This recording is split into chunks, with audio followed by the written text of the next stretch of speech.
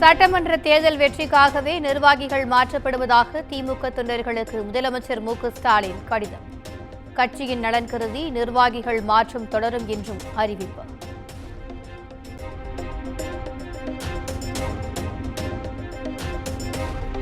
அண்ணா அறிவாலயத்தின் ஒரு துகளை கூட எவராலும் அசைக்க முடியாது என்பதுதான் வரலாறு. அறிவாலயத்தின் செங்கலை உருவுவேன் என்ற அண்ணாமலைக்கு திமுக தலைவர் மு.க.ஸ்டாலின் பதிலடி.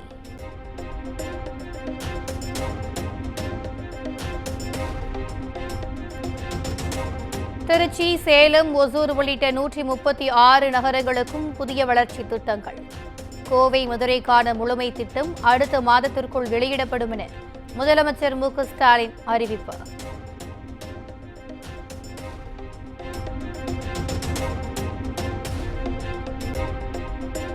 சென்னை விமான நிலையத்தில் இருந்து கிளாம்பாக்கம் பேருந்து நிலையத்திற்கு மெட்ரோ ரயில் சேவை.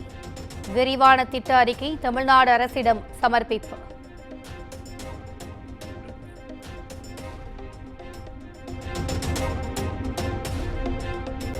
தமிழ்நாட்டிற்கு எது சிறந்தது என்று ஆளுநர் பாடம் நடத்த வேண்டாம். ஆளுநர் அரசியலமைப்பை மதித்து நடக்கவும் ஆர்.எஸ். பாரதி வலியுறுத்தல்.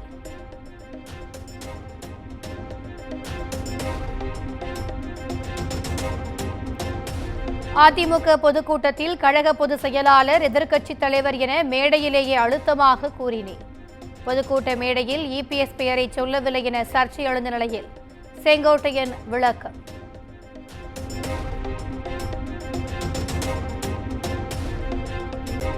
செங்கோட்டையன் அதிமுகவுக்கு கடைசி வரை உறுதுணையாக இருப்பார் என நம்புகிறேன். அதிமுக துணை பொதுச் செயலாளர் கே.பி. முனுசாமி பேட்டி.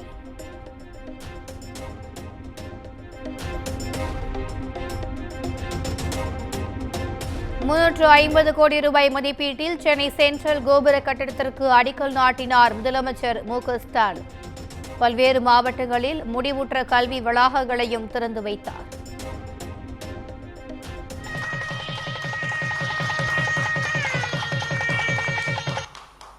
ரூபாய் 349.99 கோடி செலவின மதிப்பீட்டில் 27 அடுக்குமாடிகள் கொண்ட சென்னை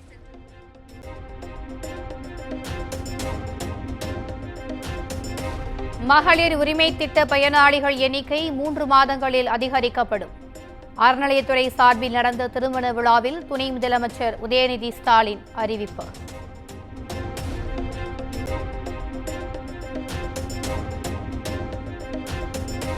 தமிழக வெற்றிக் கழக தலைவர் விஜய்க்கு ஒய் பிரிவு பாதுகாப்பு.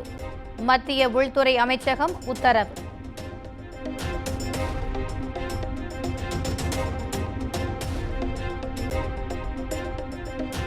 தவேக தலைவர் விஜய்க்கு ஒய் பிரிவு பாதுகாப்பு வழங்கியதில் உள்நோக்கம் உள்ளதாக கே.பி. முனுசாமி குற்றச்சாட்டு. விஜயை தங்கள் பக்கம் இழுக்க பாஜக சுயநலத்துடன் செயல்படுகிறதா எனவும் கேள்வி.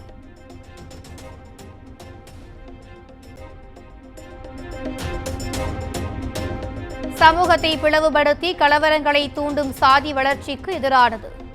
குறிப்பிட்ட சாதியை சேர்ந்தவரை கோயில் அறங்காவலராக நியமிக்க கோரிய வழக்கில் சென்னை உயர்நீதிமன்றம் கருத்து.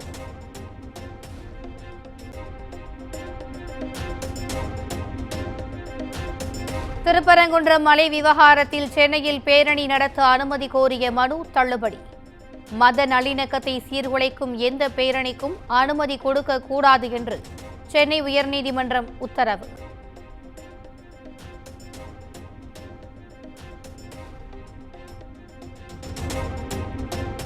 சாதிவாரி கணக்கெடுப்பு நடத்த வலியுறுத்தி தொடர் முழக்க போராட்டம் அறிவித்த பாமக. சென்னையில் வரும் 20ஆம் தேதி போராட்டம் நடைபெறும் என அன்புமணி ராமதாஸ் அறிவிப்பு.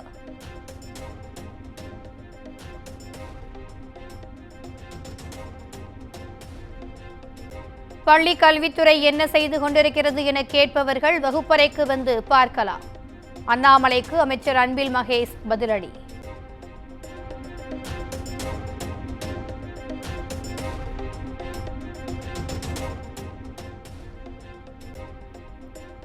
சபை நாகரிகம் கருதியே முதலமைச்சர் நிகழ்ச்சியை விட்டு வெளியேறவில்லை.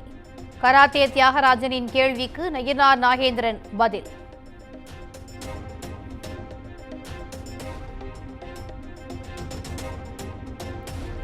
கிருஷ்ணகிரியில் 10ஆம் வகுப்பு மாணவனுக்கு பாலியல் தொல்லை அளித்த மாணவரிடம் போலீஸ் விசாரணை.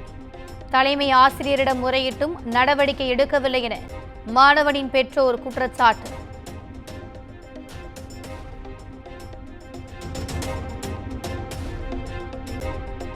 கடலூரில் தகாத உறவை கண்டித்த கணவனை மீன் குழம்பில் விஷம் வைத்துக் கொன்ற மனைவி கைது.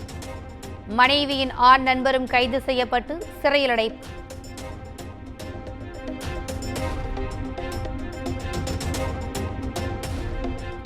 சென்னை செம்மஞ்சேரி பகுதியில் பதுங்கியிருந்த அசாம் மாநிலத்தைச் சேர்ந்த தீவிரவாதி கைது. தமிழகத்தில் நாச வேலை செய்ய சதித்திட்டம் தீட்டினாரா என்ற கோணத்தில் கியூ பிரிவு போலீசார் விசாரணை.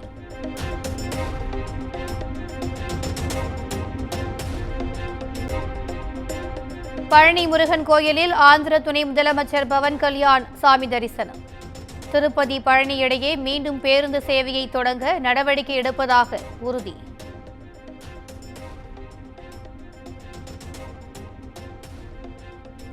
சென்னை அயனாவரத்தில் இருவேறு பள்ளி மாணவர்களிடையே கடும் மோதல். ஒருவரை ஒருவர் தாக்கிக் கொள்ளும் சிசிடிவி காட்சிகள் வெளியாகி பரபரப்பு.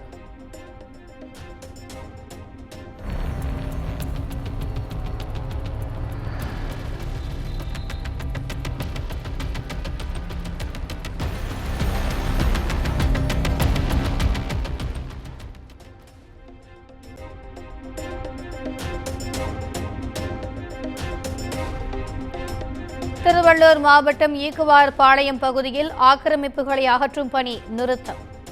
மக்களின் தொடர் போராட்டத்தை அடுத்து தற்காலிகமாக நிறுத்தி வைப்பு.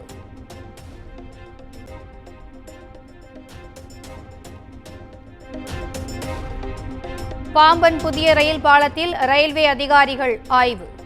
பிரதமர் மோடி நேரில் வந்து திறந்து வைக்க உள்ள நிலையில் ஏற்பாடுகள் மும்முரம்.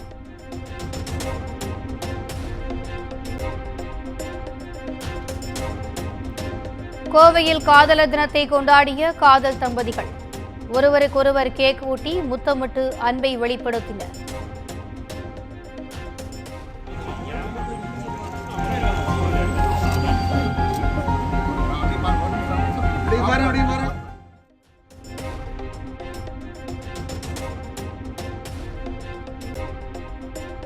கேரள மாநிலம் திருச்சூரில் கத்தி முனையில் வங்கியில் கொள்ளை.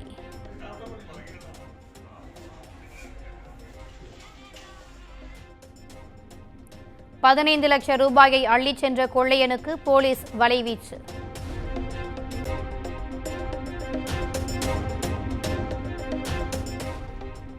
சொத்து குவிப்பு வழக்கில் பறிமுதல் செய்யப்பட்ட ஜெயலலிதாவின் நகைகள் தமிழ்நாடு லஞ்ச ஒழிப்புத்துறையிடம் ஒப்படைப்பு. நீதிமன்ற உத்தரவை அடுத்து ஒப்படைக்கப்பட்டது.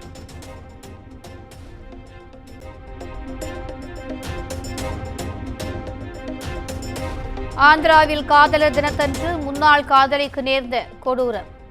இளம்பெண்ணை கத்தியால் குத்திவிட்டு முகத்தில் ஆசிட் வீசிய முன்னாள் காதலனுக்கு வலைவீச்சு.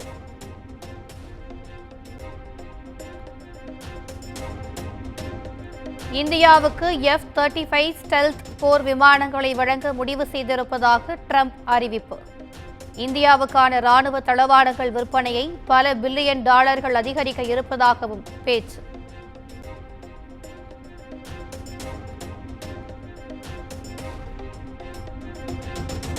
மும்பை தாக்குதல் பயங்கரவாதி தஹாவூர் ராணாவை நாடு கடத்த ட்ரம்ப் ஒப்புதல். பயங்கரவாதத்திற்கு எதிரான போராட்டத்தில் இந்தியா அமெரிக்கா ஒன்றிணைந்திருப்பதாக பிரதமர் மோடி கருத்து.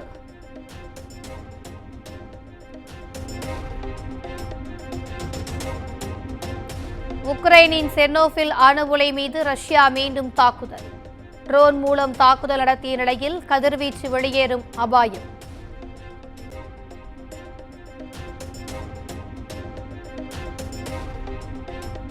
சாம்பியன்ஸ் டிராபி கிரிக்கெட் தொடருக்கான பரிசுத் தொகை அறிவிப்பு. கோப்பையை வெல்லும் அணிக்கு 19,45,00,000 ரூபாய் பரிசு.